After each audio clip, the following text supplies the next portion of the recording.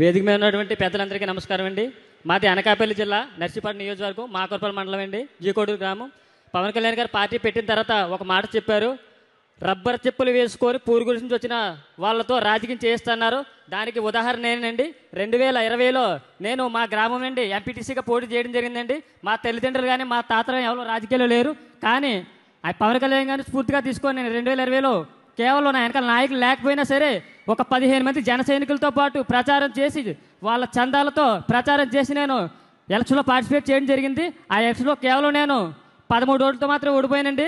912 మంది మా గ్రామ ప్రజలు నాకు ఓట్లు వేశారు. ఈ సభాముఖంగా జీకోడూరు గ్రామ ప్రజలు ప్రతి ఒక్కరికి కూడా ఈ సభాముఖంగా హృదయపూర్వక ధన్యవాదాలండి. అలాగే ఇక్కడికి వచ్చిన జన సైనికులకు ఒక మాట చెప్పదలుచుకున్నాను. నేను 7 సంవత్సరాల క్రితం మీలాగే ఎక్కడో చివర కూర్చునేవాడిని.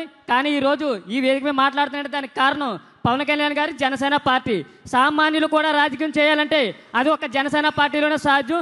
ఈ యొక్క విషయాన్ని ప్రతి ఒక్కరూ గమనించి మన పార్టీ కోసం మీ యొక్క సాయశక్తి ప్రయత్నం చేసి పార్టీని అభివృద్ధి చేస్తాను కోరుతున్నాను. ఇంకొక విషయం ఏంటి, నేను ఓడిపోయిన తర్వాత ఇంటికి వచ్చేటప్పుడు ఒక పెద్ద దారిలో కనిపించాడు. ఏమైంది అని అడిగాడు. ఓడిపోయినా అన్నాను. అంటే ఆయన ఒక మాట అన్నాడు, ఓడిపోయావు 5 ఓట్లు అన్నాడు. 13 ఓట్లు అన్నాను.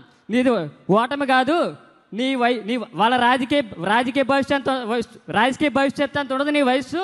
అలాంటి తెల్ల చొక్కలకి గడగడలాడించావు, నీది నిజమైన గెలుపు అన్నాడు. ఆ మాట ఎప్పటికీ మర్చిపోలేను.